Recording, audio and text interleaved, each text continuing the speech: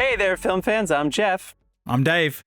And I'm John, and welcome back to The Love of Cinema, a pod in which we'll challenge one another to discuss movies, both new and old, with a strictly positive critical eye. That's right. And to avoid lazy negativity, we've decided to make this episode a drinking game. So, if we say anything Nice negative beer. at all about this film, about each other, about... I didn't write a joke down. About how Dave... Nope. Booper, yeah, buzz. And he's out. So, I'm out. pour Fuck. yourselves a glass. We go back to the 70s with Jack Nicholson's first leading role, and he somehow still doesn't have a full head of hair. Yeah, oh my God. Come on. Yeah. Poor Jack. Cheers, guys. It's a pre-show shot. Loosen up the pipes. Cheers. Dude, that Boom. guy, I don't think he ever had a full head of hair, and he's still cool. Fucking cool. I just love maybe that. the coolest. His two big breaks. He's still got the crow's feet, the no hair. Yeah.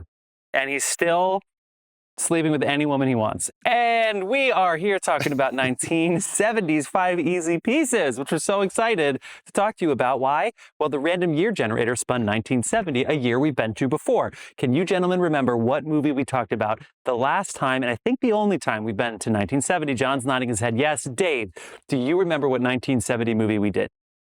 Was it Kung Pao Way of the Chicken? Okay. Jesus Christ. I think you actually liked this one a lot, Dave. It was maybe the best cinematography of all time. We kept talking Three-time about Oscar winner for cinematography. Vittorio, I forget his last name. Stonato? Vittorio? Stonato. The Conformist, Dave. The Conformist. Yep. Fucking awesome shots. That was the Sure. last time we were Yep. here. But if you're new to the show, we are a drinking podcast who tries to keep it positive. We tend to fail, but we are going to try our best today. We do have some mini reviews, and we'd like to do a little year in review of what was going on in 1970 to set the context. It was cool. Easy Rider was the year before, and I bet you're going to hear some names like Bob Rafelson, Jack Nicholson, and even Karen Black when we talk about the Easy Rider leading into a year later, our movie 5 Easy Pieces. We've done another Bob Rafelson movie on the podcast. Can either of you remember which movie we've talked about that was directed by Bob Rafelson? John's nodding his head yes. I think it's Dave's favorite movie that he likes to complain about that we've done on this podcast, right? See, this is proof that Dave doesn't just go on IMDb during the movie. He actually watches it. Dave, what movie from, I'll give you a hint, from You reference it all the time, 1976. Dave. And it was so bad that he had to go back to doing music videos again. Arnold Schwarzenegger. Oh, that thing. Stay hungry. hungry. Yes, Fucking he stay did hungry. stay hungry. Dude, I finally blocked it out of my memory, and you fucking brought it back. For Welcome all of back. us. Damn right. Welcome back. Yeah, so anyway, we're going to tell you a little bit more about Rafelson when we talk about the movie. If you want to get to your conversation, if you don't like a little banter and us getting drinking, then go ahead and check the show notes and check the chapters. We keep them tidy. You'll know exactly where to fast forward to. We'll be a little drunker than we are now. But we're going to vote on the movie right now. So stick around for 1 second while we vote, tell you what we thought of the movie. And then if you're watching us on YouTube, you'll see that icon throughout the entire video. So before we do sponsors and news and mini reviews, you guys ready to vote? Mhm. Sure. All right. I'm going to do a little drum roll, and then we're going to vote. What do we think of this movie? Easy Rider. 3, 2, 1. And you said Easy Rider. It's 5 Easy Pieces. Fuck. Seriously, Jeff doesn't get buzzed for negativity, just for fucking up what he's saying all the time. But that's part of the... Yeah. Anyway, that's why we have this, too. Shut the fuck up, Jeff. Which, contrary to It does popular come in belief, I handy. begged you to put in there because I was listening to our episodes, and I'd be like, guys, tell me to shut the fuck up. And you said, okay. John, you want to shout our sponsors out? Carlos Barroza makes beer. See Barroza.beer. Check out the handle in the show notes to find his whatever, Instagram page. Handsicle. Check out his Handsicles handsicles. on his handle on his Instagramable. If you want to go there and watch him talk about beer, make beer, try beer, drink With beer, his sell mandibles. beer, he does it there. He just doesn't give it to us anymore. Carlos, give me beer. We also have some music. You heard it at the beginning. You'll hear it multiple times throughout this episode, and it's all provided by the artist, Dasein, Dasein. You can also go to the show notes there if you want to follow the Linktree links to his stuff. But anywhere you listen to music, any platform, he is there. Dasein, Dasein. Download, enjoy. All right. Dave, anything you want to say before we get into John's mini reviews? I do say I saw some 2025 movies. I'm really excited. I want to say I saw Springsteen Deliver Me from Evil, and I loved it. So I'm going to talk about that a little bit, but at the end of the show. You got to get to the end of the show. I'm not doing a mini review about it, but I loved it. So I'm going to give Breaking news. The kid from Jersey appreciated the Springsteen movie. Stay tuned. Everybody. Hey, all I want to see it too. That's like the only one. Time period. It's the only one I missed, and I still do really want to and need to see it. I'm sure I will. I'm sure I will. All right, let me do my mini reviews. Go ahead. All right, so we took a couple of weeks off, and I think I forgot to talk about one of these movies from several weeks ago. I saw Crime 101, which is still in theaters, I believe, and that stars a couple of the Marvel characters. It stars the Hulk and Thor. So it stars Chris Hemsworth, Mark Ruffalo. Has Barry Keoghan been in Marvel? Did they just round it out evenly? He's supposed to be in DC. He's DC. Okay. Was he actually I'm just fucking with them. So written and directed by a man named Bart Layton. This is a fun, set in LA, throwback to a 90s kind of feel crime movie. It is exactly what you think it is. It's in the premise. It's delivered very quickly. It's called Crime 101 because this thief, who you know is Chris Hemsworth the whole time, so I'm not giving anything away, is a private criminal. And he steals, his pattern is it always happens off of the 101 because he makes his escape up and down the state of California using this highway. And Mark Ruffalo is on to him. Straightforward, really fun. I think everybody should. If you like that genre at all, you should go see it. And if you don't feel like you need to go to the movie theater, you'll still have fun when you watch it at home. But Chris Hemsworth was on SmartList. I don't listen to them very actively anymore, but my wife was telling me about how he was talking about making this movie and how much fun he said he had, how refreshing and how much he loved making a smaller film, how he felt like it was really about the performances and he just hadn't had that experience in so long. Chris, keep making these, dude, because you could get any movie green light you want to make, dude. So I hope he keeps going down this road. I also saw Midwinter Break. I think it's a Focus release by Polly Findlay. And this stars Lesley Manville and Ciaran Hinds. Ciaran Hinds, how do you say his name? Julius Caesar and the guy from... I think it's Ciaran Hinds, Ciaran Hinds. This is a movie for adults. No surprise, Focus released it. This kind of later in their years couple is kind of re-examining their marriage on a trip to Amsterdam. You kind of got the picture there.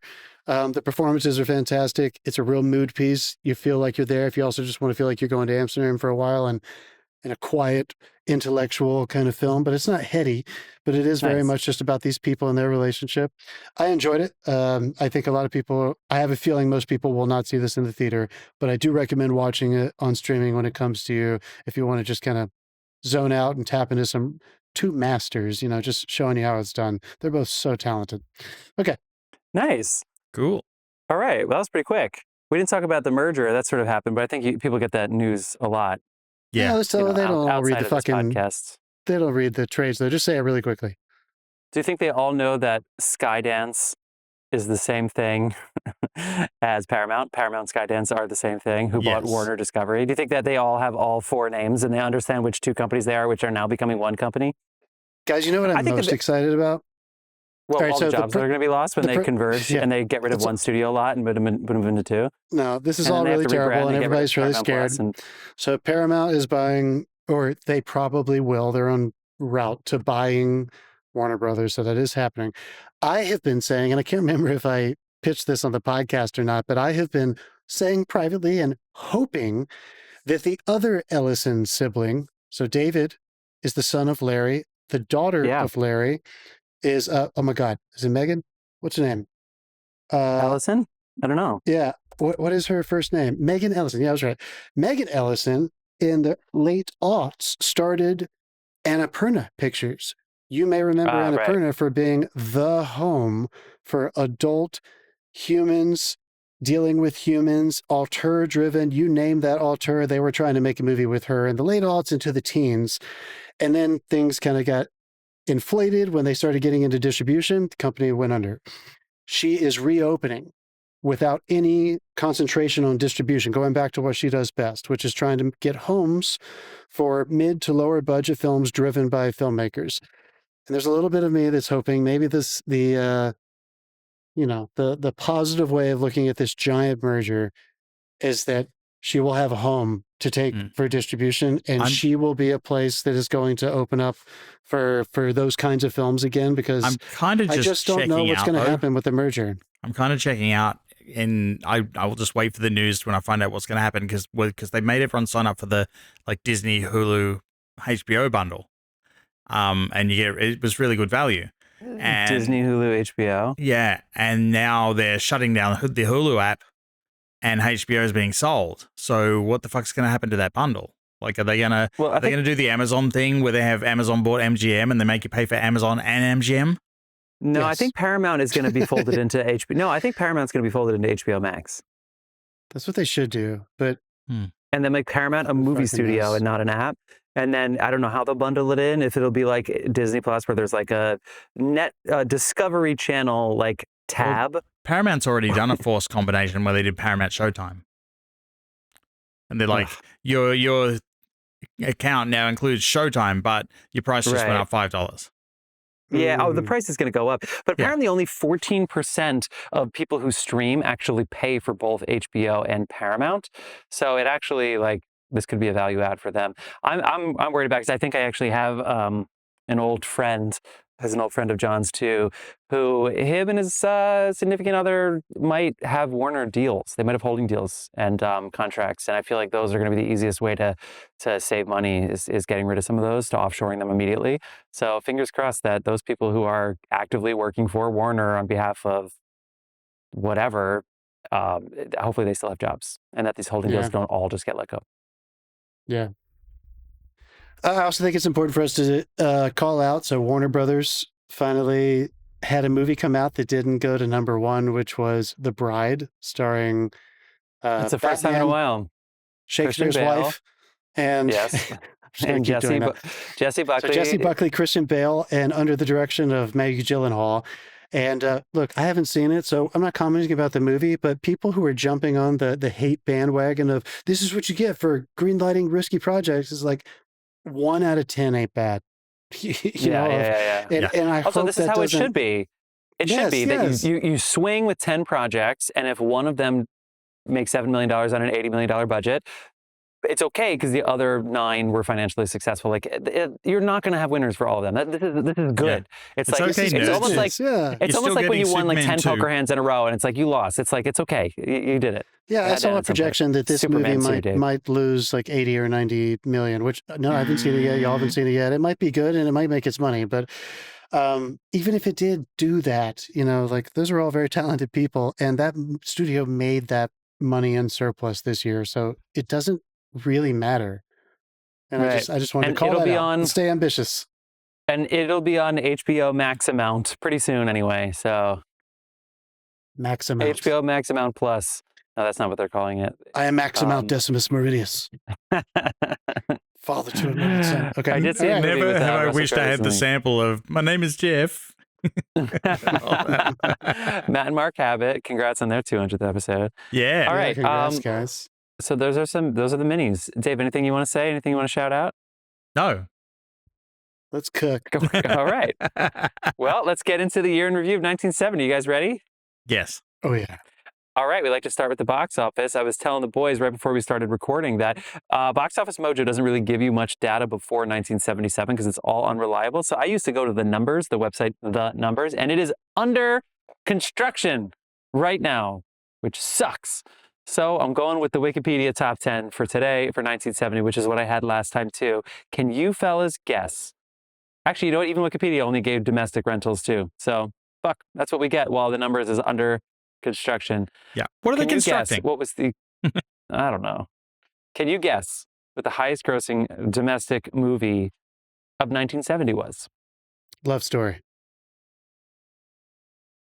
I hate that you got that right. Oh, sorry. I meant to do this. Yeah, I know I was right. Yeah, come on, give me that shit.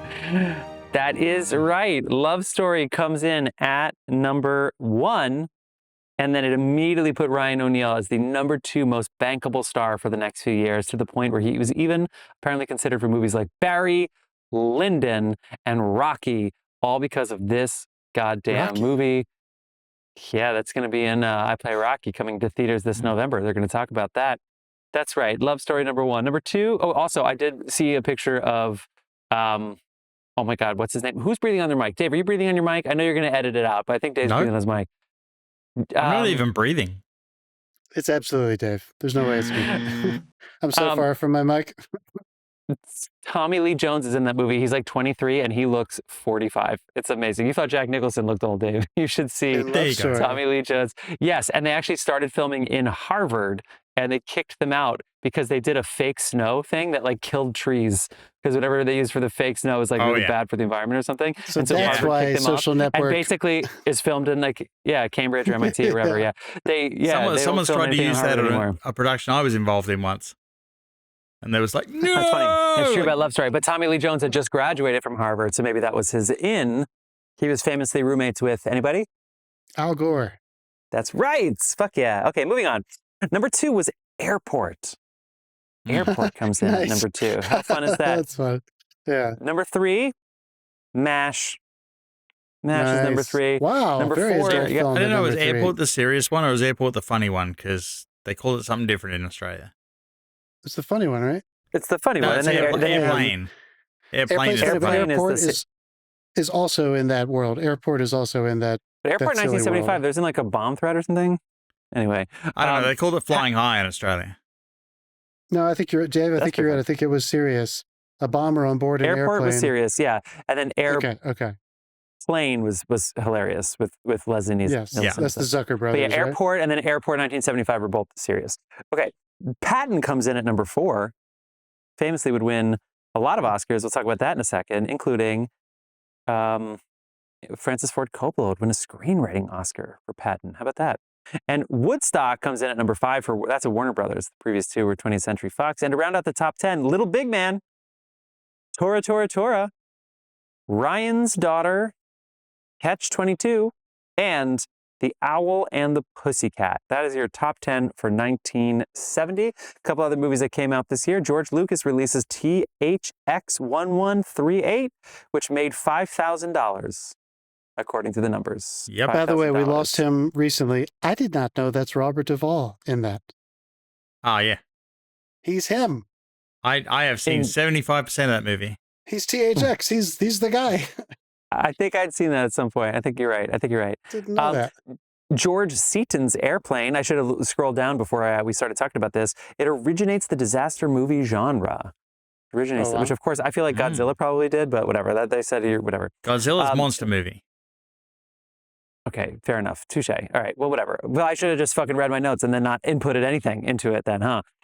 By the way, we didn't say out loud what our votes were. John said great. I said great. Dave said good. We didn't say anything about it. Anyway, moving on. MASH, Robert Altman would win the Palme d'Or, and the movie made some money. So that's the rare wins the Palme d'Or and is profitable. That's good. I wrote down Butch Cassidy. I don't know what that means. Did that come out this year and it just didn't make enough money to be in the top 10? I thought that was a huge hit. Did that come out the year before? See it. Yeah, it must have come out the year before. I must have wrote this down because I knew when I put it into the notes months ago that Butch Cassidy probably made a lot of money this year, even though it came out last year. That would be my guess. Okay.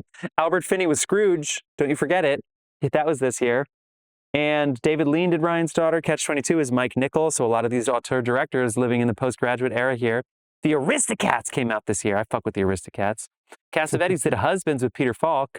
And I don't know, I'm just listing movies here. I didn't like the Aristocats. Interesting. Really? Didn't like that one. And speaking of selling studio properties, MGM sells the studio backlot property in Culver City and all their movie props. They sold them 1970. Who did they sell to? That? I don't know. I didn't write that down. I just said it was in Culver City. Amazon went back in time and bought them then too. That's hilarious. And then the last bit of film news I have here is IMAX motion picture projection system premieres at the Fuji Pavilion at Expo 70 in Osaka, 1970. Yep. Your Oscars would go to Patton would win a whole bunch of things, including director Frank Schaffner. Best Picture, George C. Scott, who refused his Oscars because he doesn't compete with Oscars, you pompous piece of shit. And so they sold his Oscar back to the Academy. And Glenda Jackson would win for Women in Love. Glenda Jackson famously has a Triple Crown for acting, which she got her Tony Award in 2018 after a 24-year in politics. She was a British politician. She ran for the mayor of London and lost, but she was in Parliament for 24 years, and she won an Oscar in 1970. Glenda Jackson. John Mills won for Ryan's Daughter, and Helen Hayes would win for Airport. That is the Helen Hayes, who is such a big theater legend. She has a Broadway theater named after her. Anything else you want to shout out about this film here? I think the only movie that you didn't mention that I would want to mention for the cinephiles is Jean-Pierre Melville's The Red Circle, which is also called, if you look it up on IMDb, I think they call it with the translation, Le Cercle Rouge, but just The Red Circle. That one is definitely worth watching. Well, and isn't Little Big Man Arthur Penn and with Dustin Hoffman? Isn't that movie? Yeah, I think so. And this Little is the Big year of Ben. And Faye Dunaway. Catch-22. Wasn't this Mike Nichols, Catch-22? It's kind of the... I did mention that, yes. That is right. Yeah, you did. Sorry. All right, let's move on. That's okay. Okay, so just a little quick year in review here. Just very quick little 1970 year in review.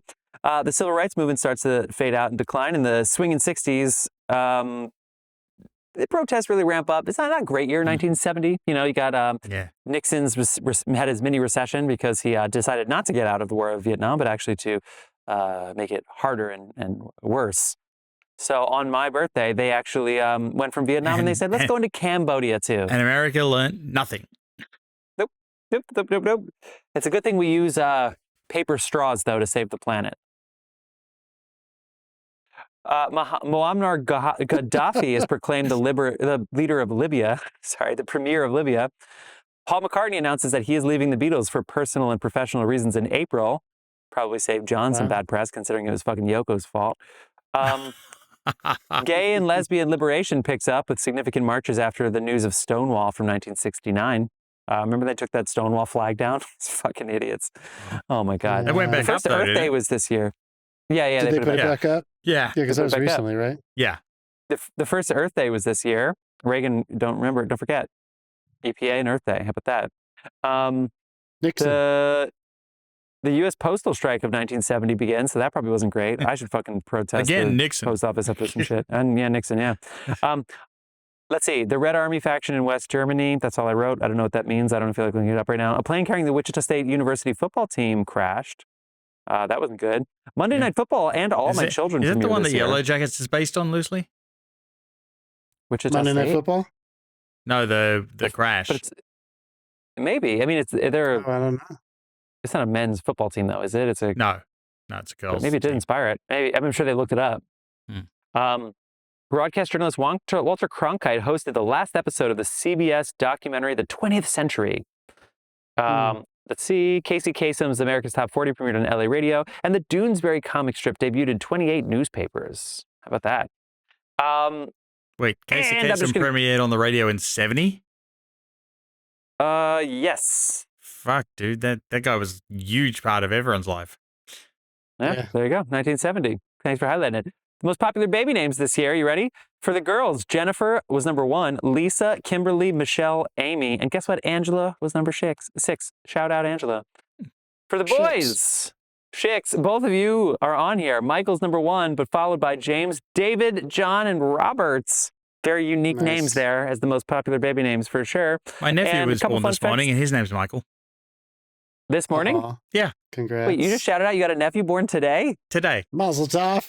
Dave, let's celebrate the birth of your nephew the way we only know how, by drinking on a recorded podcast. A future film goer. He better be. Uncle Dave's taking with the drive. I think he's going to be tall. I think he's going to be tall. Hey, somebody from Mount Airy, North Carolina, won the 43rd Scribs National Spelling Bee with the word croissant. That word would be like a level 0 word nowadays. Yes. The most popular TV shows from 1970 to 1971. I never heard of this first show. Number 5, Gunsmoke. Number 4, Ironside. Number 3, Here's Lucy.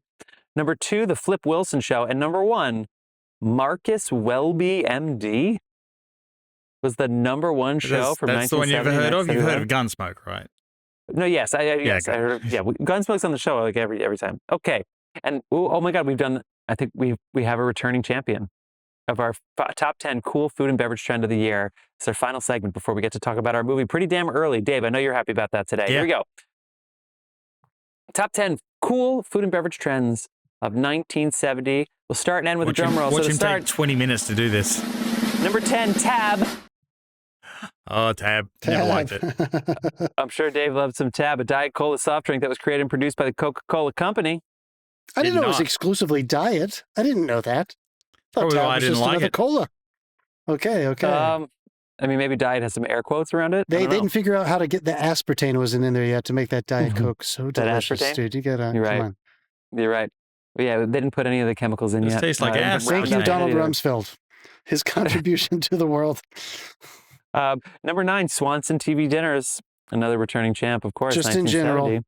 Yeah. That's in general, all of them. Number 8, Pasta Primavera. Pasta Sure. Primavera. Yeah, absolutely. No, nothing wrong there. Mug-O Lunch. Is that a lunch in a mug? Mug-O Lunch. I hope Comes in at so. number Yeah. 7. Because That if is not, an, I I'm don't going to go ahead want to and know. say it. I'm going to go ahead and say it. That's not enough lunch. That better be a big mug. Yeah. 80% gravy. Number 6, we've had this one before. Layered gelatin salads. Layered gelatin Ugh. salads comes in at number God, 6. Jesus. Number 5, speaking of gelatin or gel of any kind, we got Jell-O pudding pops. Number 5, Jell-O pudding pops. Number 5, number 4, hamburger helper. How can you go wrong with beef in a can? Delicious. You know? Yeah. Hell yeah. Number 3, deviled eggs. That sounds like a big Ooh. party thing. They're always a winner. Good parties. Awesome. I don't know if I've take seen- like 15 of them to the face every time I go to a party. They're so good. I'm thinking of our friend Richard Gang with this one. Number 2, cheese logs. Logs of cheese. I make Fucking cheese logs log. now every year for Christmas. Got it from my father-in-law. They're delicious. You guys ever Cheese had a good logs. Southern cheese log? Come on. No. I'm mailing them to you next year. I'm horrified. Please.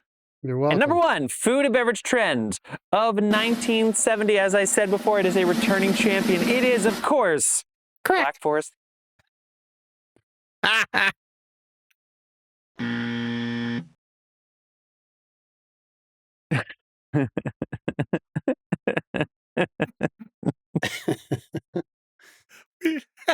I can't even make a joke. God. That was so quick. It was so well timed. What's that Chappelle character's name? Is Wiggins something? Tyrone name? Biggums. Tyrone Biggums. He's so itchy. He's just so itchy all the time. No, What it was is. it? It is Yeah. Black Forest cake. Black Nice. Forest cake. Fuck you, Nice. fuck up, Oh, you can play them both at the same time. Oh, yeah, you can play everything at the same time. Everybody start mashing buttons. No, all right. All right, guys. Well, with that, I think that's a good time to segue into our conversation about 1970s 5 Easy Pieces, which is available on Tubi, which I watched for 25 minutes until I got my 3rd commercial break, and I said, fuck this, and then I rented it. Did you guys rent this as well? I did, yeah. I No, almost bought it. It was only like, it wasn't that much to buy. I It was put up with the 13, ads. I saw. Yeah. $12.99. Okay, then never mind. I almost bought something else then. Wait, were you on Apple or Amazon? Was it crack? I checked both of them. Yeah. Was it crack? Yeah. I'm still crying. I got you. Yeah, I got it. Crack. That was a showstopper. I gotta hear the timing after the show is mixed. All right. Anyway, 1970. I'm gonna do what I always do, of course, which is read the IMDb description, send it on its way. So, what'd you think? What'd you feel about your watch of 5 Easy Pieces? No stuffy criticism. But first, before I read the IMDb description, have you seen this movie before? Oh, Nope. yeah. I'm guessing it's a first watch for Dave. Yep. Absolutely, it was. It was a first watch for me too. I've always wanted to watch it and just Wow, never I did. didn't know that. I thought you watched Now it you in know. college. All right. Now you know. How many times have you seen it, John? At least 2 times all the way through, but I think this was my 3rd time checking. I think I saw this when I was way too young. And I think Huh. this is my 2nd time remembering it, but I think I've seen it 3 times. All right, well, let's do it. I'm going to read the IMDb description, send it on its way. Robert Dupea spends his days doing various odd jobs, drinking and womanizing, until an encounter with his sister makes him revisit his past. Who wants to go first? John and I said, great. Dave said, good. Dave, it yeah, sounds hit like us, man. First watch. And I think you should go next, Jeff, and then I'll go last. I want to say, gave it good for the pacing because I wasn't a fan of the screenplay as such. I was a fan of the performances, and I was a fan of the cinematography because the cinematography from that first shot they got me with the where it's like the bin of the tractor, the bulldozer so just dropping. I'm like, what the fuck's that? And then like they're panning the camera. No, it's very simple, and I really like that, but. I have to say, I'm 20 minutes in, and so far they're just living their lives. Mm-hmm. And I'm like, where is this going, and can it get there any faster? Okay. That's it? Yeah, for now. Okay. Dave, he's always nice and concise with his thoughts. That's good. I mean, you know me, I love behavior. What? I said, me too. I love just behavior. Want to lie to us? If there's some good behavior, I'm in, and there was a lot of really good behavior. I think, to me, it felt a little bit like an Easy Rider sequel at some points. I actually didn't know that it was about a guy who's a piano prodigy from wealth. Because I'd only seen like videos and clips of him like bowling or being on a construction site and like having a tough time. I just thought it was like a working class sort of like anti-establishment, anti-capitalist movie. So I guess I don't know why I'm surprised that it kind of felt like an Easy Rider 2 in certain parts. But obviously it's great, and obviously Jack is amazing. He is a full-on asshole, dickish. He's like an anti-hero in a way, you know, like because he's so mean, very much, And yeah, I love that effect, and I love that the cuts obviously they weren't random, but with Tubi it was weird because I would go on a commercial break and then I would come back and they'd be like in the middle of the scene with Sissy Spacek with was it Sissy? Was it Sissy? Who was no, it? No, it's not Sissy. What's her name? You're she was in of, Lois Smith. No. Yeah, I know what you mean about Tubi's ads though. They don't pick a point. They just Karen Black. Someone puts the time in. Sally Struthers, with Sally Struthers and like her friend, like the two of them, and all of a sudden like nobody's wearing underwear. I'm like, wait, what the fuck happened before I went on? Did this happen during the commercial break? Like all of a sudden there would be an edit and they'd be like in the middle of a scene somewhere else, and they don't really tell you. And ultimately, I like that. It took me a second to get into it, but I don't know. You talked me into it being great. I thought it was really great. When the movie ended, I was thinking about Springsteen, Deliver Me from Evil, and not this. I don't know why. I don't know why. I don't know. Maybe I'll figure it out. But I still think it's a brilliant movie. It's really great. I'm really happy I saw it. John, what do you think? This movie is like a part of that wave that was happening at this time where a lot of these directors were influenced by the new wave in coming out of Europe, which is not as much about plot and story. And this movie is often referred to as introducing a cultural, like normal anti-hero. Like he's a regular person that isn't involved in any high stakes crime or anything like that. And he's just not a good person. So it's kind of credited as introducing that kind of character. Jack obviously like kind of mastered how to play that. He's like, I got this. Also, How do you get the Jack swagger? Like for real? You're like born you just with that. How big is his penis? Do you think? Jesus. Yeah. Well, in that rear lit shot, you can see it swinging. So substantial. I don't know what you're talking about. You guys know I'm obsessed with Jack Nicholson. I think he's just absolutely one of the best, and it is just he is. It's all from within. I mean, he's such a natural, charismatic actor. Anyway, this movie, I feel like is it's also credited as being extremely bleak, especially in this for this time of American cinema. And I don't think you can downplay that at all. This movie, like movies from back around that time period, and I think there are people like Scorsese who were able to transcend what I'm about to say, but it was almost like the point of these movies back then was not to be as entertaining when you watch it as it is to think about it and discuss it afterward, to make to kind of dissect and excavate why did they present that person's life in that way to me. And for me, this movie is extremely effective in exploring identity. And it's almost like with his jobs and how much traveling there is, it's almost like they've physicalized this journey that he was on to try to run away from who he is. And by working and doing, it's almost like a giant cosplay act all the way up to the very end. We'll talk more about this a little bit later, but he's obviously not with the right woman. And he has a moment where he does try to be with the right woman. And it's almost like they've done such a good job of but he wouldn't be right for her. Exactly. Exactly. Yeah. That he wouldn't even be right for her, that he... Doesn't he try that after he finds out she's engaged too? Yeah, it makes it like, Yeah, no I mean, he's a real mess. Yeah. But I feel like there's this movie is summed up in the last 10 minutes or so. There are two scenes that I feel like make what you're talking about, Dave, like what's happening, why isn't a lot of story, what's driving this, and it's not just observations of character. The scene he has with her by the lake, by the sea, whatever that is, where she says to him, I'm just going to go ahead and quote it, I know we'll get deeper a little bit later, but when she says to him, I'm trying to be delicate with you, but you just won't understand. I couldn't go with you, not just because of Carl and my music, but because of you. You're a strange person, Robert. I mean, what would it come to if a person has no love for himself, no respect for himself, no love of his friends, family, work, something? How can he ask for love in return?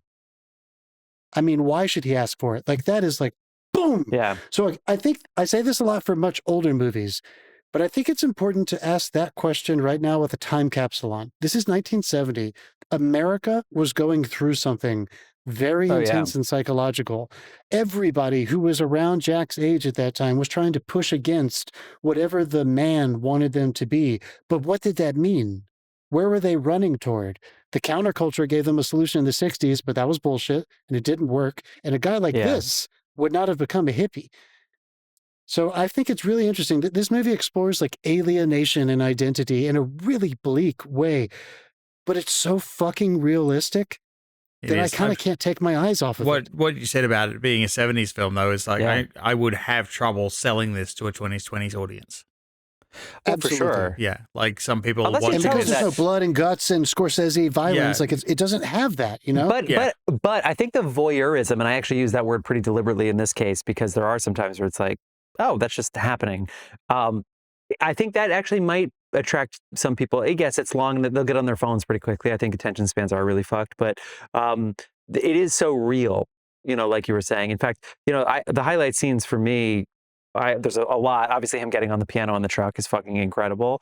But and the vistage, I was getting, of course, I saw Springsteen Delivery from Evil, but the Badlands kind of like just the vistas, the way they were shooting that is so cool. But there are certain scenes, almost like vignettes that are going to fuck me up. Eastman is officially my favorite film stock now. Oh, it's gorgeous, right? I'll never use it, but it's gorgeous. Jeff, remember, or if you're about to say something else, just hold that. That image of him on the truck is exemplary, essential of what I'm talking about. He is on this truck that is traveling, like his identity. He was raised in a highbrow musical house. He's a prodigy piano player that could have gone down that road with the rest of his family. And he's playing ragtime on this honky-tonk trunk in the middle of nowhere, going God knows where.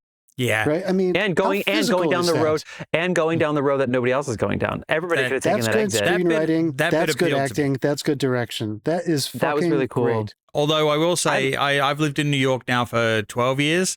I was totally fucking triggered by that traffic scene. Because I live in LA. Don't talk to me. I live near a school, and in New York, they can't pick up their kid without stopping the car and just sitting on the horn until the kid comes out or something. I don't know what's fucking going on down there. When he barks at that dog, before he runs up to the truck, fantastic. I think, John, you're right. I am going to keep thinking, I'm going to have snapshots from this, the Mary Boyer snapshots, where certain scenes, because I think the point of the movie, for me, at least in the first watch, is it probably does come down to that car scene where they pick up the drifters and then they go to lunch. And, you know, Jack might be my favorite sequence. Well, she's so funny, that woman. I don't want to talk about it. I don't want to talk about it. She doesn't stop talking for 10 minutes. And that was good editing, where they would just cut and she would be making a different point. And like, again, I'm watching it on Tubi and I'm like, what the fuck? Like, is this the same speech, or did they flash forward like 20 minutes or an hour? Like, how much time passed? But no. So to me, again, the thing that he was upper class, I didn't get that at all from, and I was like, what the fuck? And I guess maybe that's the point. And so I can't wait to rewatch it again, knowing that. But so you have this whole counterculture, the man and the waste and the filth. And there's a difference between dirt and filth and all the conversation about any consumerism and we're just taking stuff and yada, yada, yada. And then Jack gets to the diner and he's actually speaking very clearly and making good points. He's not just being an asshole rebel rouser like he was at the bowling alley when he was just being a dick. Yeah. And yes, he's smarter than her and stuff, but like it was very chauvinistic and it's hard to, that kind of stuff's hard. And I love the Tammy Wynette too. So I was like, come on, fucking Jack, listen to her sing some goddamn Tammy. John, you probably love the fucking Tammy Wynette, you motherfucker from the South. You love your Tammy Wynette. It's great. But then he's like he doesn't snap. Don't you start on Tammy. It's almost like, and it's not the waitress's fault, but he's just being very clear and very smart, and he's telling them to shut up. So he seems like the dad, the respectful person. And then he basically wins because he's like, don't charge me for the chicken, just give me the toast. And then she doesn't give it to him and he just fucking shatters all of the glasses and then still doesn't leave until they kick him out. So to me, I feel like the point of the movie is in there. I feel like it's not about the dad or the brother or even the girls. I feel like there's something in there that's like the big picture. And I feel like I need to rewatch it again for it to hit hard, but I know it's going to live with me for a very long time. Yeah. I think the theme of this movie is if you run from who you are, you'll have to keep running. You cannot escape it. He's slumming it. He's pretending to be something that he isn't. And it's not a judgment on who's better or worse or good or bad or poor or rich or anything. It's just, he is obviously, for me, the essential scene is when he plays the simple Chopin piece for Catherine. And God, I love her character so much. And he does that. That's so fucking easy for me. It's the Goodwill Hunting. Like, you know how fucking easy this is for me. See, that's what that is. Yeah. She's the only female character in the film that really challenges him, which is always fun at any time period in movie history, but especially now where they're starting to. Again, the culture was dealing with what it meant to be masculine at this time. Like they were pushing against father knows best and wearing suits and going to familiar. Work. Sure. Which is why it's so timely. I think it's important to hold that. But that scene where she's basically saying, you moved me with that performance. And he's like, no, I didn't. Whatever you think you were moved by, that didn't come from me. Even while he's doing something that is clearly bound to his person, to his life, to who he was grown, how he grew up, what he's capable of. He claims it's all bullshit. And she says, the reason you think it's bullshit, but it's not. And I don't know. I feel like everything is right there about this movie. Also, he didn't really fit into either group because he was trying to not put on airs as such. And you see that later when they have their friends over and they're seeing this woman sitting there having the discussion. Friends. And like he won points with me for that whole full of shit speech when he stands up and gets up and it's like, you're full of shit. Yeah, that was good. And the only time he defends his girlfriend. Yeah. Right? The only time. His pregnant girlfriend that he was about to leave twice. 3 times. Such a piece of shit, dude. Yeah. But I feel like he wasn't going to be a concert pianist, though. So that's the fun thing for me. I appreciate that they're not like, you could have been a concert pianist. Like, he was never going to be he doesn't want to be a concert pianist, but he's somebody that he could exist in a world in which a concert pianist could be something else. Or like, he's not going to be a fucking concert pianist, but he could be affluent. He could be smart. He could have fights and arguments. I think that's what that scene was good for me, is that these affluent people are having fights. They're having arguments. Jack wants to be in rooms where he can have arguments about things that require some thought. And yet the people who are actually doing that are full of shit.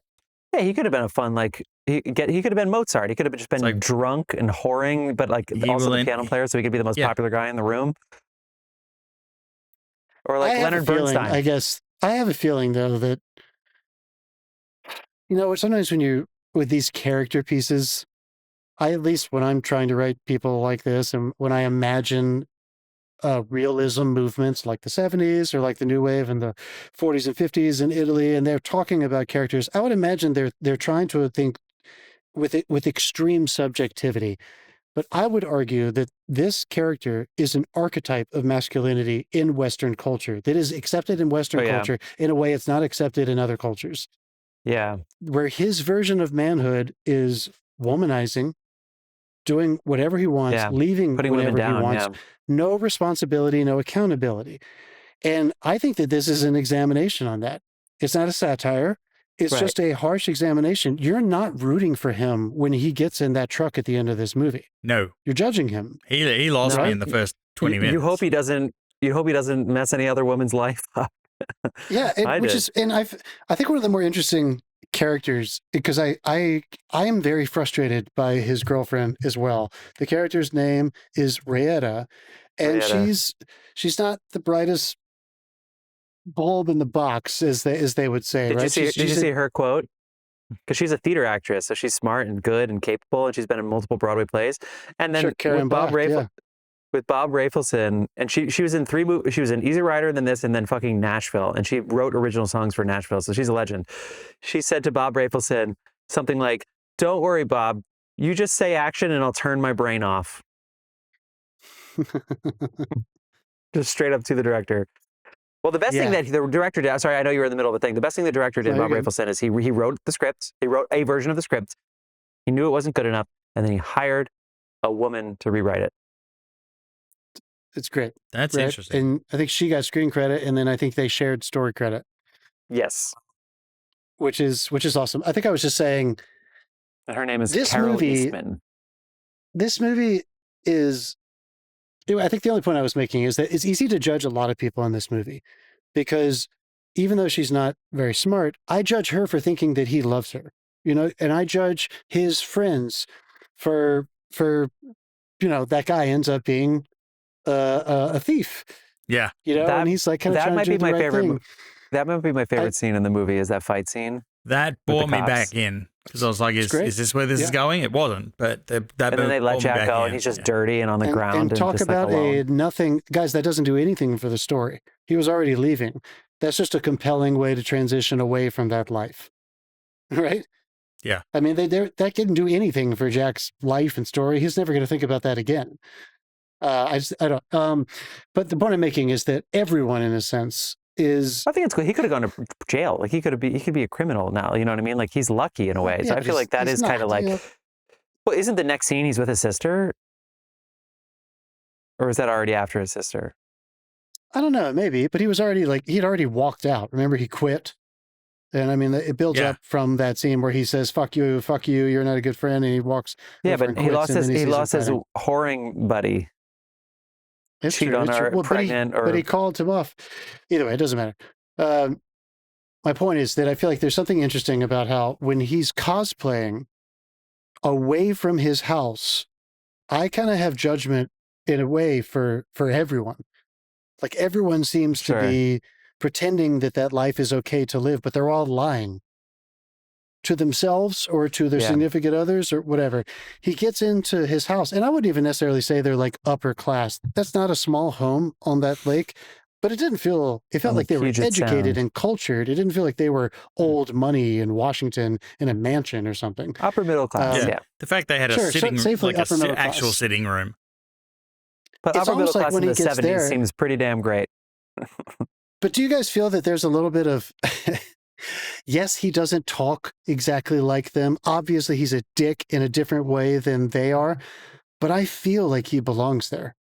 Like you can feel him moving around that environment comfortably. He is obviously turned on by Catherine, his brother. I guess Carole is his brother? Carl's his brother, just a friend? His brother's girlfriend, fiance that he eventually finds out. They're not entirely clear about that, but he is the brother. Mm. So he's obviously turned on by someone who speaks his native language of music, intelligence, just in general. Yes. She's obviously very smart and thinks about her life and challenges him, and that turns him on. It's almost like, it really does feel to me like the second he's home, I'm a little bit more on his side. Because he feels like it's within his world, and you don't. I'm not judging people unequally. Whereas the second he leaves the place, I feel like everything I'm looking at is a lie. The scene afterwards, when that sad, terribly sad scene when he's leaving after that beautiful scene with his father, which is another monologue that's just like, Jack. You talked about that in the past. I forget when that came up. Jack fucking nails that shit. I talked about it because Bob Rafelson forced him to do a take where he cried, and Jack thought it was the wrong choice, and Bob used it, and that's why he got the award. Anyway, the scene after that, you're like, oh my god, they're leaving, and he said, I don't want to say goodbye. He walks away from sister. Cut to the car. Karen Black, Rayetta, is doing that thing where she's trying to kiss him. And it feels to me like, again, the blocking is brilliant for me there. It's another physicalizing of what's happening to him. That life is a lie, and it's literally smothering him. Yeah. And he has to like push her away. And she says, I'll never love you. No one will ever love you more than I do. And that's like game over. The minute anyone says that to him, the minute anyone says that to anyone, it's game over, or it should be. Right. Sure. Remember how angry he was that if he left her, she might kill herself? And then he was like angry at like her for that, like in the car when he's like, yeah. Well, that and is you know that William H. Macy stole that from Fargo, and he's in the car and he just has that like 3-second freak out. And then he goes back inside and goes, if you want to come, he doesn't even look at her. He just goes, if you'd like to come, you can come. That is referenced so much. And then that hard cut to them just on the road. She's singing. Yeah, it's so good. Also, what an introduction for her. He comes home and she's cutting her nails. She's sitting in the bathroom sink. Not on the bathroom sink. She's like in the bathroom sink like my cat. She's like, and that is her introduction in the movie when he comes home and she's singing. Or I forget if she's actually singing or if the Tammy Wynette was just on or not. But she's fucking great. She got an Oscar nomination for this and she deserved it. And I actually kudos to both writers for writing a dim-witted character that is just right. Just right. I know it's like not the most like she was a little triggering at times. So yeah, good for her. It's triggering, yeah. But Lois Smith as the sister is amazing. The way she loves Jack and she loves his little jokes and his banter, even though she's a brilliant pianist who like gets so moved. This is probably the Goldberg variations of Bach. One of the most famous recordings of all time of Bach is this. They're called the Goldberg variations by Gould. And he very famously would get so moved while he was playing that he would actually make sound. And they would try to not use the takes, but the takes were so good, they would use them and just try to block his voice out somehow. Like afterwards, they would try to like edit his voice out. So it's not the first time that they've used that, but I just love how they're like shitting on her and they're talking down to her of these engineers, even though they need her. I thought Lois Smith was incredible. And yes, she is Aunt Meg from Twister. And here she was 26 years before that. And she's fucking awesome in this. So she's great. I think she's the glue that holds like the family and then Jack's whatever the fuck life together. And then, yeah, of course, as you already said, his sort of antagonist is this love interest of his, who's the only one who really challenges him. And they're both the female characters. So I think that was cool. And the Billy Greenbush is a little risky with all that weird laughing he does. He's like a little too... He's very Billy Zany, yes. Are you talking about his actual Zane or Billy Zane? No, just Zany. It's just Billy Zanuary. I thought you were going a little Matt and Mark there. Yes, he is very zany and the weird ass laughing. I forget the point I'm making, but anyway, I thought the women in this movie were great, even though they wrote dim-witted characters. I think they all did their job really well, and they make Jack look even more like an asshole. So if you watch this movie with that lens, Then let's ask another question that I think is important historically for this medium is basically 100 years old at this point, and it's only been talking for, 85% of that for predominantly. Where acting. Wait, the jazz singer was in the 20s. Oh my God, we're coming up on the anniversary. Congratulations. Next year, right? 27? Yeah. Let's get some blackface out. Let's do a remake and still do that scene. Yeah. No, so there have been a bunch of different No, it's styles. frozen. My stream deck's frozen. Fuck. Oh, well. I got him. Okay, thanks.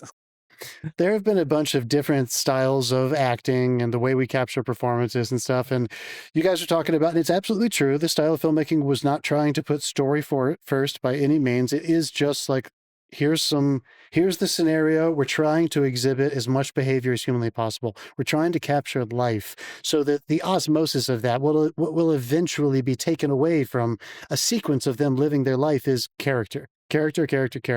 Yeah. These reminded me of Wes Anderson characters with the color turned down. No fucking way. I totally disagree with that. Maybe it's just my issues with those movies.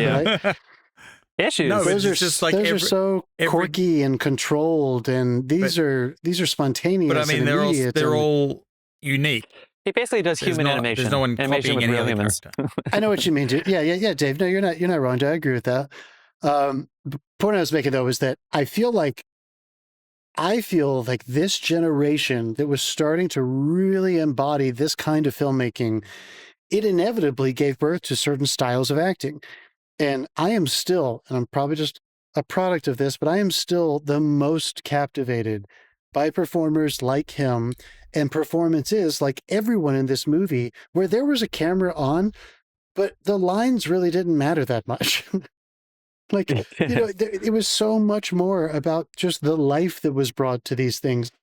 And I do worry a little bit that we're so enraptured by story with streaming and long series and it is a writer's medium now. It is not a director editor's medium where they're just anyway. Jeff, do you have any? Don't ask Timothy Chalamet about that. About what? Yeah.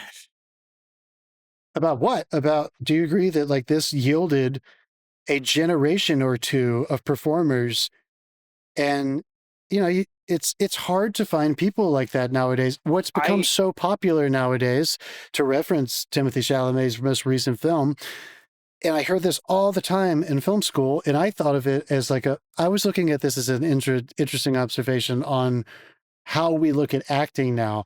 So many people I was in school with in so many films that get credit for like really authentic performances, it's because they're casting non-professional actors. They're surrounding... I'm so sick of that. I'm so sick of that bullshit. Me too, dude. Like, nothing against those people, but I think it's because we've moved away from this style of performance and this style of storytelling where behavior matters maybe more than story. Character matters more than story. I asked the students at the school I teach at, I said, do you guys do private moments? Like, what do you mean? I was like, literally just you doing activities. And they're like, no. I mean, maybe with the Meisner, like a little bit, but not much, So, yeah, I don't know. I'm with you. I think that did exist before this. It definitely existed abroad. And John, you've probably seen more foreign films than us, but Dave, you've definitely seen a fuck ton too. Before 1970 in France, et cetera. And we've seen a couple of them with some more esteemed directors from the 60s especially, where there is more naturalistic movement behavior and stuff. But it did exist before this. But as far as making it mainstream in America, I still think Hoffman and then Easy Rider probably have it, because the year before this was Midnight Cowboy, which was the year after The Graduate. And I feel like those films with Easy Rider and even Bonnie and Clyde, more so her than him, I think, in my opinion. We talked about that. But like, I feel like this was just, now we're in the 70s. Now, and the Conformist coming out the same year, when you just think about the film stock, just the way that it was brighter, because I love Bonnie and Clyde, but it's a little darker, it's a little grainier, right? Not grainy as in blurry, but grainy as like this movie has like a sepia tone to it, but it is very 70s to me, even though it's 1970. Like this is very 70s. So I'm not surprised that Jackson Chinatown 4 years later and Cuckoo's Nest 5 years later. Yeah, this is the Eastman 100, which means they're like the daylight comes out a little darker and they have to light the fuck out of the interiors. Oh. Does the 100 mean they need 100 footlights to reach exposure? It's you know an what ISO. the 100 means? It's an ISO level. It's just an ISO set. Yeah. Okay. Oh shit. That low of an ISO level? Yeah. Holy fuck. What did this guy's I fucking, one thing that I love about this movie so much, and I hadn't seen it in a while, and I was remembering it again, all the road tripping, like I kind of forgot how much traveling and doing there is in this movie. The scene that's behind me, I kind of forgot how exciting it is when he gets home. One, for emotionally, I think they've done a good job of like, we don't quite know what's going to happen when he gets home because we don't really know who his family is. Yeah. But also physically, this could not look more different than Southern California or parts of Western California where he may have been living, Eastern California when he was doing the oil stuff. Did you guys fall in love a little bit with where home was, or did you feel like there was a melancholy attached to that Pacific Northwest kind of feel? No, I liked it. I really dug it. I want to live in that island. I want that house, dude. I want that fucking house. I want a different house on that island. Oh, there's something cool about Bakersfield, but in the sense that you have to be a little depressed if you live there. You know, like at the beginning. But like so the artist, it's like, oh, it's fun. Like you're just like in the fuck, like that is like you have to drink beers in the back of a pickup truck there. Like I don't know how else you can get through the fucking week. But not much else happening in Bakersfield. Yeah, if you're from Bakersfield, just give us a call. Let us know how you get through the rest of the week. Yeah, that's right. Yeah, you actually sounded like a disc jockey there. I lived for 7 weeks in Salem, Oregon, so I like the Pacific Northwest just fine. But I never really get too homey or nostalgic there. So that seemed great and it seemed fine, but it felt like I was almost in a different movie. It took me a little bit to get set there. I kind of miss California when I was there. There's an interesting though, like the movie demonstrates that his sister, who's also a pianist, Lois Smith, she was recording at a record studio somewhere near the Hollywood Bowl, somewhere near me. And yes, you got to see that. I thought that you'd be happy about that. Yeah, that's fun. And then she's back there, but it's fun when he gets back there. I always think this is so fascinating that his house, his home, childhood home, it feels a little bit like a sanctuary. Like these people, I guess Charles was teaching some lessons. Dude, and read his wife, fiance, was practicing. And the dad, I assume, used to play, and Lois, his sister, plays. But it does feel a little bit like when he first walked in, it read like an asylum. The point of this place is a little bit. That's what I'm saying. It's almost like the point of this place is to stay here and play music and become really good at thinking and playing.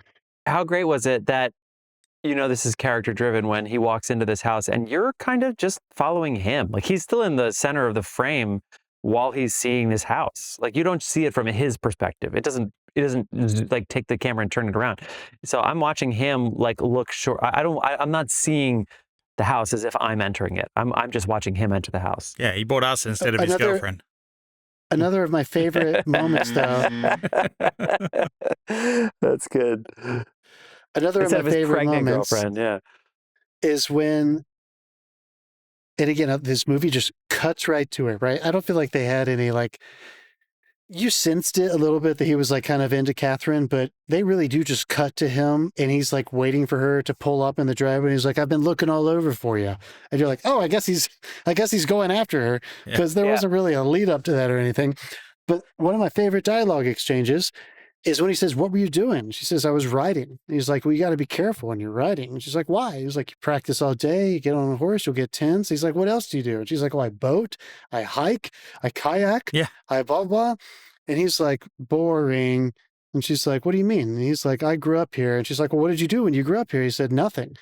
And she says something, what is that line? She says, I feel bad for you. I've never been bored a day in my life. Yeah. You know, like there's something wrong with you. If you grew up in this place behind me with all of that you're horseback riding and boating and you're bored, or you're doing nothing and you think I'm choosing to not partake in what is actually given to me, which I would say is like, how long is he going to last in that fucking logging camp?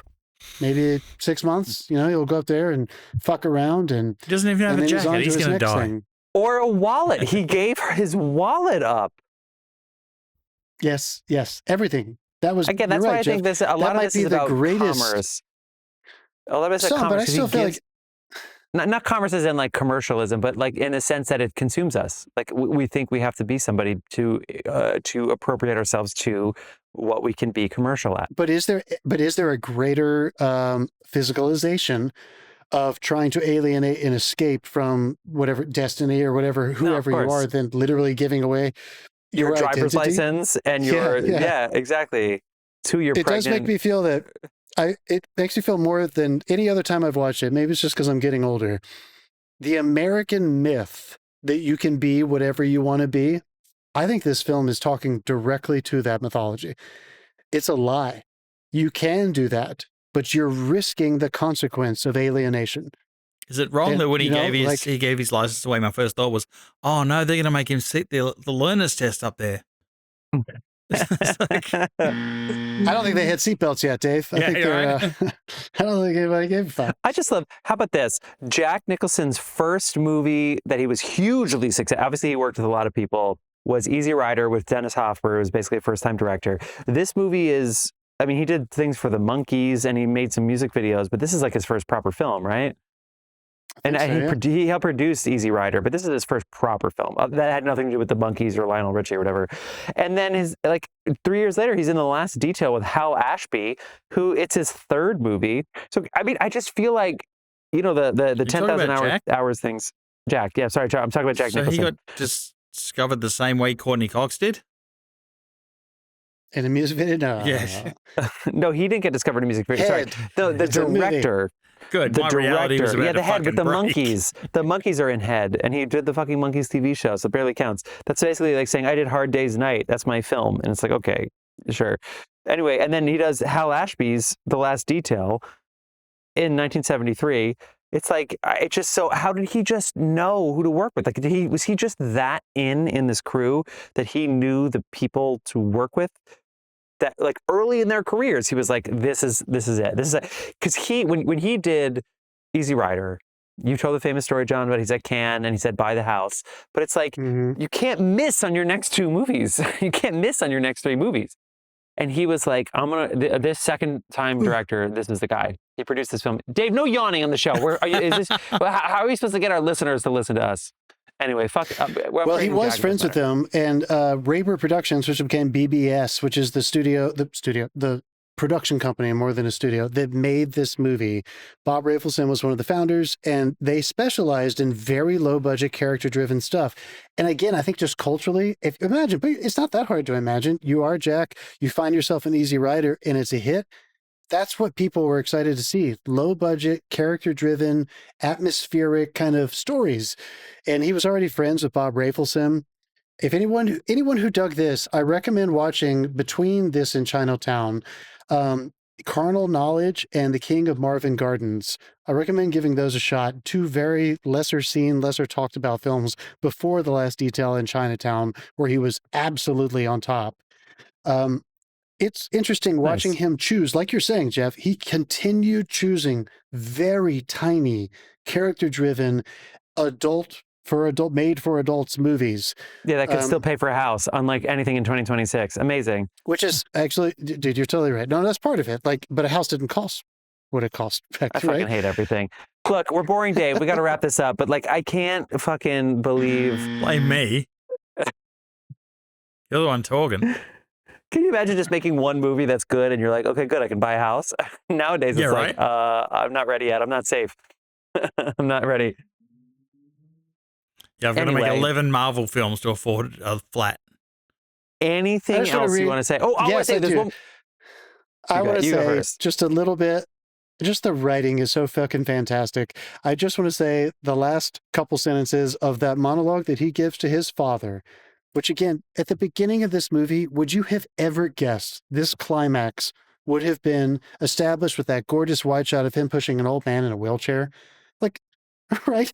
Like nowadays, they would have told you every tiny little detail that you needed to know for why he was going to have that conversation with his father, and they would have exhausted it. Also, the set and the crew and getting the cast there, this is basically like, look, we're not doing shit until that sun's setting because that's when it's witching hour. That's what it's right. You might as well go out, do your acid, get drunk tonight. I'll see you at 5 p.m. We're nailing this fucking sunset shot. Nowadays, it would be like, everything is so rigid. All right, here's the last few sentences of that speech. Just the writing here. This is how character-driven is this. Nothing is ultimately revealed with story, but everything is revealed by character. I move around a lot because things tend to get bad when I stay, and I'm looking for auspicious beginnings, I guess. I'm trying to, imagine your half of this conversation. My feeling is that if you could talk, we probably wouldn't be talking. That's pretty much how it got to be before I left. Are you all right? I don't know what to say. That's, what that is? In acting class, we have what we call open scenes, where they assign you a scene and you have no idea what these characters are, but you have these generic lines that seem like nothing, and you have to create the character from scratch because there's no information. That sounds like an open scene. We used to do the exercises, and I had to do this for some applications to different film schools too, where you're not allowed to give any character description at all. It's just a page of dialogue, and what they say to each other will determine the entire circumstance and their relationship. And I know that seems really obvious, but when it's done really well, like that, like this monologue, or like the scene with Catherine before, it just is shocking how a very poignant reveal of character through dialogue, ringing that David Mamet bell here, how effective it is in dramatic storytelling. It's incredible. Yeah. Anyway, I loved it. That's such a good rewatch. 1.5 things that sex scene where they're spinning the whole time is one of the most God. interesting sex scenes I've ever seen in my life. Lucky they weren't drinking before that. They finally get to the bed and it's over. Like as soon as they find a piece of furniture, done. And then the last thing is, he says after they go bowling, which by the way, he legitimately bowled some strikes. I would love to see that. That's really fun. He goes, I'll take care of the beers. You go to the parking lot, and they come with the bill, and it's $4. Yep. The entire bill from while they were playing bowling, or they were bowling, sorry, but they were bowling. And they have multiple beers, and you know he probably had they're like drinkers. 8. So they and the whole bill was much as you do. $4. $4? $4. I know, heartbreaking. All right. Dave, Five easy pieces, folks. Bob Rafelson. Dave, anything else you want to say before we spin the next wheel? No, I think I've said it all. I honestly, while I was watching, I was like, this is a good movie. I can't figure out why it's not resonating with me. I didn't love it the first time I saw it. Maybe that was it. Yeah, I love that. I takes a have to few, see it I again. think. So, Dave, you're going to keep your score. I am. John, you're not going to give it a gold star after just fucking praising it for 40 minutes? No, I don't. No, I'll keep it at great. I love that we have the same review. I think it's great too. It's not I need to see Cuckoo's it again at Nest. some point. You know, it's not. I don't know if it's a masterpiece, but it's a really good movie. Makes you think. All right, guys, let's spin the wheel. John, what year do you think Dave is about to spin? 43. Oh, you want to go back? I kind of want us to go back to 67. All right. You gotta push that button. See what happens. Oh my God, it's gonna be like. Well, it worked on your screen. Didn't work on mine. 2017. Hey, nice. I literally was about to say it's going to be like really recent, 2018. It's easy to say that after we got it. But 2017, we're not going to sit here and Google movies from 2017, even though I can see John already Googling sorry, that was Dave. Oh, fuck you, John. Damn it, what the fuck is wrong with my stream deck? We're not going to sit here and just watch John just fucking Google movies from 2017 while he doesn't listen to Dave and I talk about what we've watched. We're going to actually do what you've been watching, and then we're going to listen to some Dasein. And in that 20-second break, we're going to have spent 30 minutes debating what 2017 movie we're watching. At the end of the episode, we'll tell you what it is. Dave, we'd like to start with you. What have you been watching? Oh my God, we had a day where me and my wife were home, and that never happens. So we sat down and watched the latest Starfleet Academy, and I mentioned it was directed by Jonathan Frakes because the new episode is. And then I was, going on about the Star Trek Academy. You said the Academy, not the Academy of Motion Picture Arts and Science, which is having their annual event called the Oscars this weekend. So not to be confused with that. So yeah, Starfleet Academy. Don't you give me that ha ha ha laugh, you piece of shit. We're doing the Oscars this weekend. So I started talking about First Contact. So she hadn't seen it. I'm like, you've got to watch this. This, like, for me, that turned Star Trek, the modern films, around. So we watched that. And then after that popped up something that she used to like when she was younger and still does. And it was the 1997 movie, The Saint, which I hadn't, Val Kilmer, which I hadn't seen. Wow. I'm sorry, that third. Yeah. I'm watching this thing and I'm like, it's wonderful. How did I skip on this? It was great. It's wonderful. The third miracle is not a miracle, but it's wonderful. And then, then she put on Fight or Flight, which is the new Josh Hartnett film. It's basically Josh Hartnett. That's right. It's basically Bullet Train on a plane. Good for Josh Hartnett. Like really new, like this year? Really new. And you know what? Nice. Since it's Lent, you should watch 40 Days and 40 Nights, which is the movie where Josh Hartnett gives up masturbating for Lent.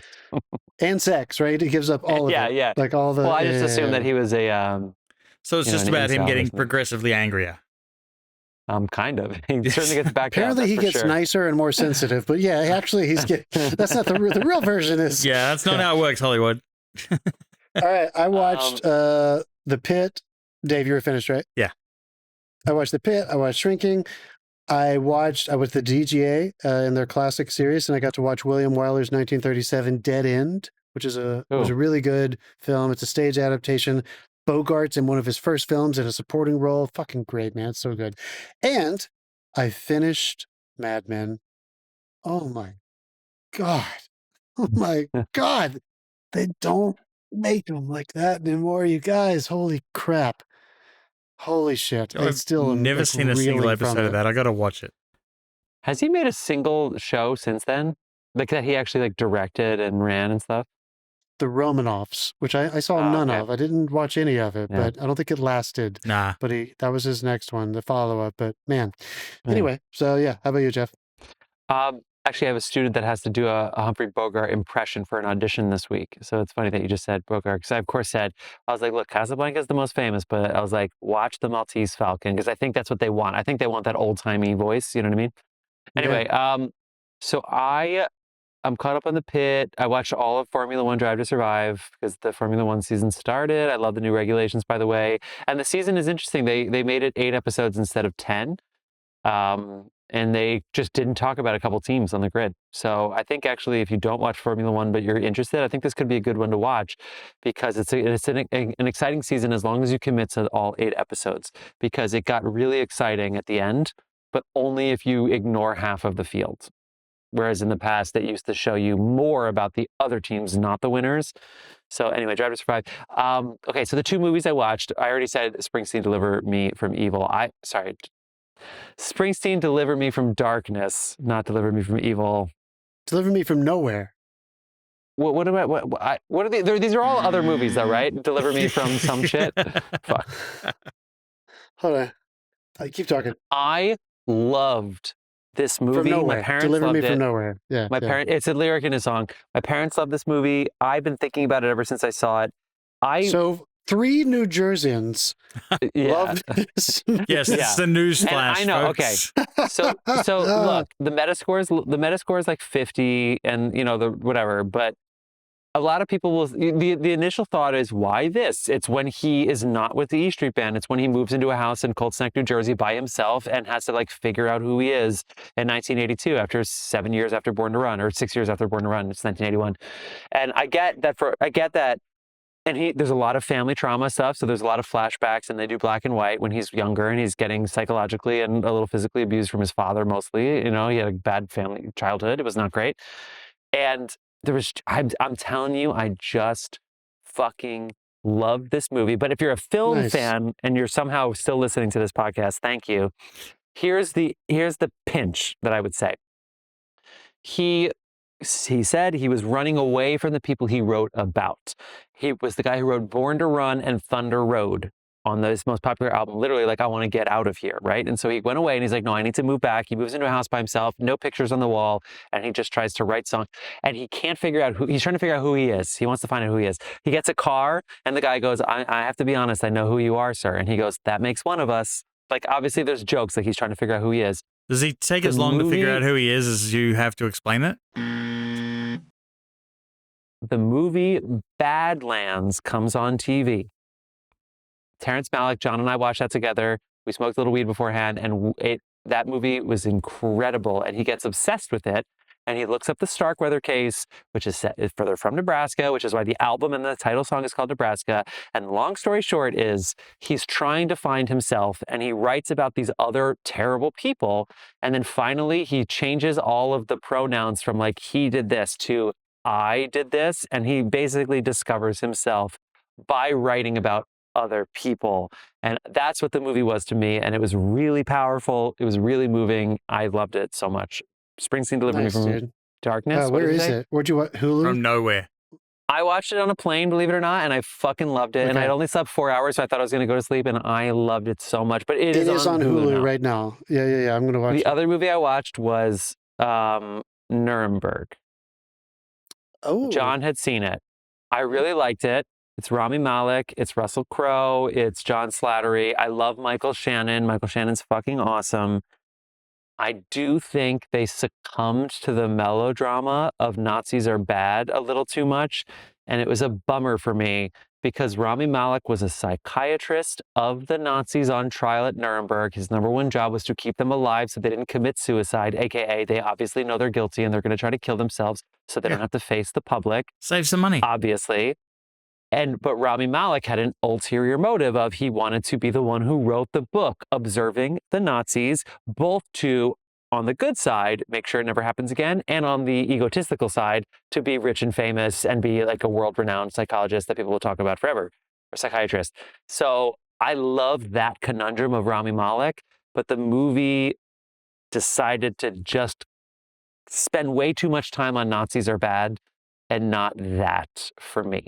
So even though I thought it was good and enticing, I wish it was more.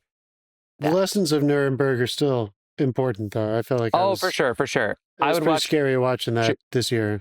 I would watch Judgment at Nuremberg if you were worried about that personally, but yes, that was great. Okay, moving on, Dave. We can now head to our next segment.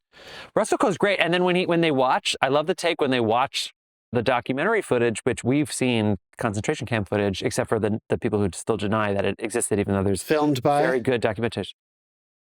George Stevens.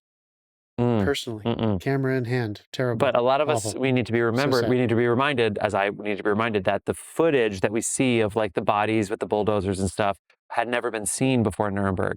In fact, they saved it for Nuremberg so that for the shock value, because they wanted the trials to be international, and they saved the documentary footage. So when they show that, and then they show Russell Crowe, who's been sitting there saying, I didn't do anything wrong. I didn't know anything about that. And then you see him. I loved the way that they filmed him, and I loved his performance. While we're watching that, I thought that was especially great and poignant. I also saw William Wyler's Jezebel starring Bette Davis. Really fucking excellent. I recommend watching that. I think it's on HBO Max right now. She was nominated for an Oscar for that. That came up recently. Okay, 10 seconds of Dasein, people. Listen to some Dasein, and then we're going to pick our 2017 movie very soon. Stay till the end. Here we go.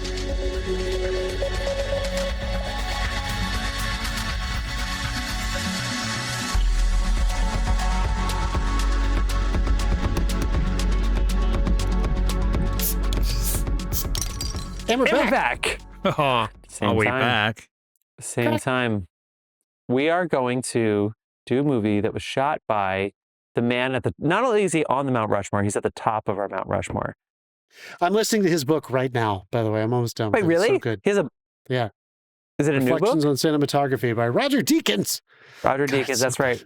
We're doing Blade for Runner free on Spotify if you want to listen to it. Blade Runner 2049, Dave's countryman, Roger Deakins. Dave, anything you want to say about Roger or the movie before we go? He's not my countryman, but he's my favorite. Craig Fraser is Australian. Roger Deakins is from, God, he says it all the time. Devon? Yeah. He's British. Yeah. Oh, he's from where Warhorse is set. Oh, cool. Nice. All right, that's for me. All right. Fuck everybody. Blade Runner 2049. See ya. 5 easy pieces. Peace.